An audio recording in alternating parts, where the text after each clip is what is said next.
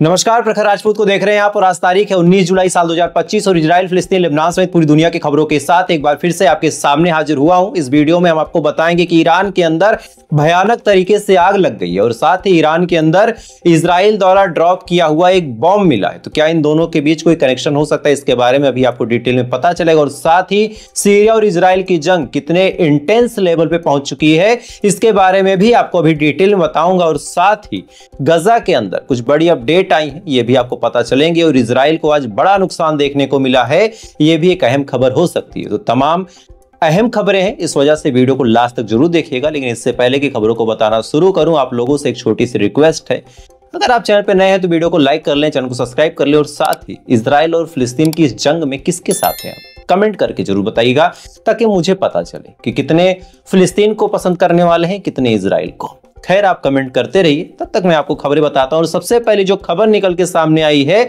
ये खबर सबसे हैरान करने वाली और सबसे चौंकाने वाली खबर है। चूंकि ईरान के अंदर जो ऑयल रिफाइनरी थी, जिसका नाम अदान ऑयल रिफाइनरी था, इसमें अचानक से भयानक तरीके से आज आग लगी है। भयानक तरीके से इस आग को बुझाने के लिए तमाम कोशिशें की जा रही है। लेकिन आप सोचिए, जहां पे पेट्रोल और डीजल रिफाइन किए जाते हो, यानी जो कचरा था उसको बाहर निकाला, जो गंदगी थी उसको बाहर निकालना, और उसके बाद जो प्योरेस्ट फॉर्म ऑफ ऑयल, चाहे वो पेट्रोल हो, चाहे डीजल हो, चाहे एलपीजी हो, चाहे सीएनजी हो, ये तमाम चीजें जहां प्योरीफाई की जा रही हो, अगर वहां पे आग लगी है, और ऐसा भी नहीं कि ये कोई छोटा मोटा पैमाना था, इतना ऑयल वहां पे रिफाइन होता था कि 5-6 देश को सप्लाई हो सके, वहां पे अब आग लगी है।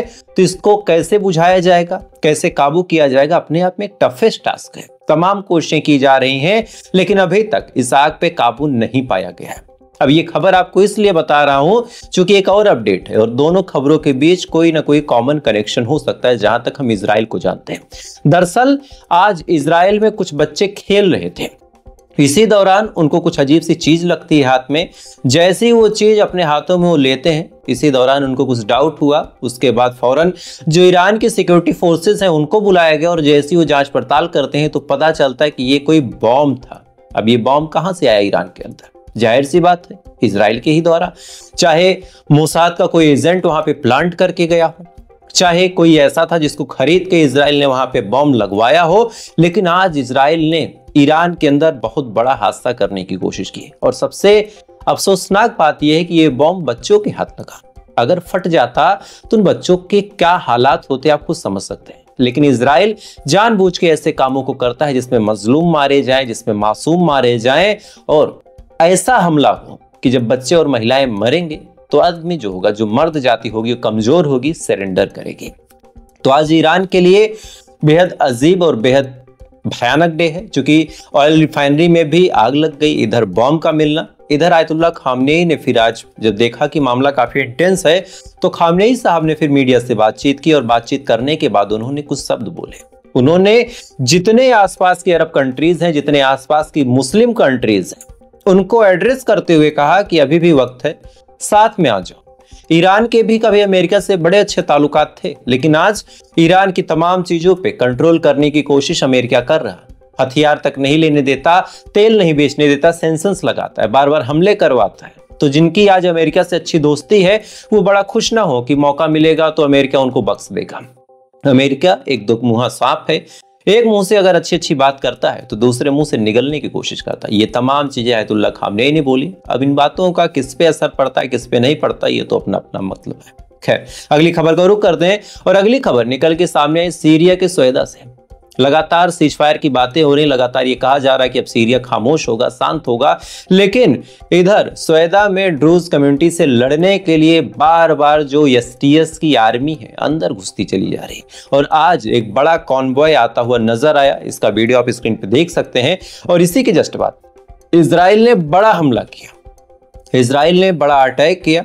अटैक इतना इंटेंस था कि आप वीडियो में देख सकते हैं कि पीछे कैसे फायर, कैसे आदमी खड़े और कैसे पीछे फायर ब्रेकआउट हो रहा, कैसे आग जल रही है।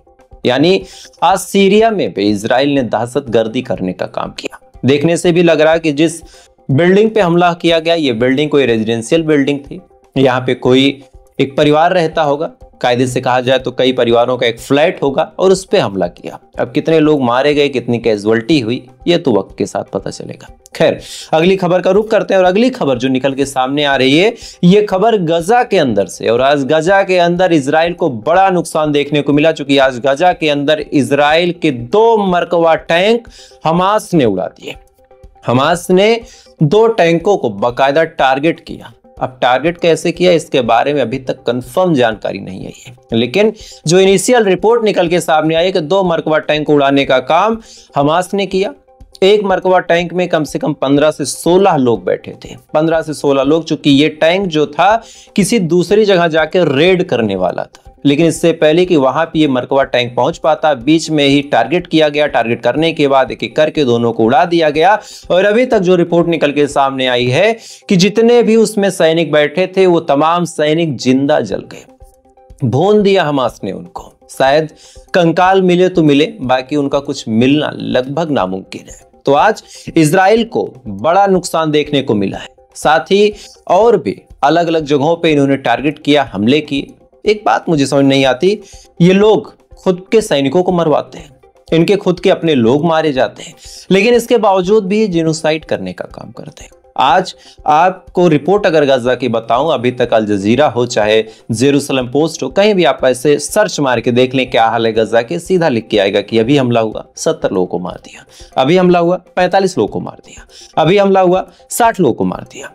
यानी खुद ये ब्लास्ट में उड़ रहे हैं, खुद ये मार दिए जा रहे हैं, लेकिन इसके बावजूद मासूमों मजलूमों को मारने की कोशिश लगातार हो रही। और जो लोग मदद करने की कोशिश करते हैं उनके साथ क्या होता है वो आपको अगली खबर में बताता हूं। दरअसल आपको स्क्रीन पे एक शख्स की तस्वीर दिख रही होगी। ये इकलौता ऐसा शख्स है जिसने गजा के अंदर मदद करने की कोशिश की थी सबसे पहले, जब हमले बहुत इंटेंस हो रहे थे, जब गजा को बर्बाद करने की कोशिश कर रही थी इजरायली पुलिस, इजरायली आर्मी। उस टाइम इस शख्स ने यूएन से मदद मांग के यहाँ पे जो भी आज तमाम चीजें आपको दिख रही होंगी, UNRAW, वहां पे जो ह्यूमैनिटेरियन फाउंडेशन चल रहे हैं, इन तमाम चीजों को कन्विंस करके गजा के अंदर लाने वाला यही शख्स था। आज इसको इजराइल का वीजा चाहिए था, बाकायदा इसने तमाम चीजें अपनी बताई कि भाई मैं इंसानियत का काम करता हूं, मुझे बातचीत करनी है, मुझे कुछ कंक्लूजन निकालना है। जब इजराइल से वीजा मांगा गया, इजराइल ने वीजा डिनाई कर दिया। क्यों डिनाई कर दिया? क्या ये कोई आतंकवादी था? क्या इसने किसी पे हमला किया था? नहीं, ये इंसानियत के पक्ष में खड़ा था। और यही वजह है कि इसको देखने के बाद इजराइल ने कहा कि भाई इसको नहीं आने देना।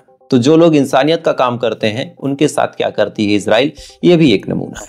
खैर, आज ये बड़ी खबरें हुई और सबसे मेजर अपडेट जो मुझे लगी वो ईरान की है कि ईरान में अचानक से आग का लगना, अचानक से एक ऑयल रिफाइनरी, जहां ऑयल रिफाइन होता है वहां पे कितनी सर्विसेज लगी होती हैं, कितने फायर एक्सटेंशंस लगे होते हैं, कितनी दमकल की चीजें लगी होंगी कि भाई यहाँ पे कुछ आग वाग ना लगने पाए, कितनी प्रिकॉशंस लिए जा रहे हैं। ऐसा नहीं था कि ईरान के पास आज तेल आया, कितने सालों से ईरान तेल को प्योरीफाई कर रहा, लेकिन एक तरफ ऑयल रिफाइनरी में आग लगना और दूसरी तरफ ईरान के अंदर ही बॉम्ब का मिलना, ये दोनों चीजें इस बात का सबूत है कि कुछ न कुछ तो इजराइल ने खेला है यहाँ पे।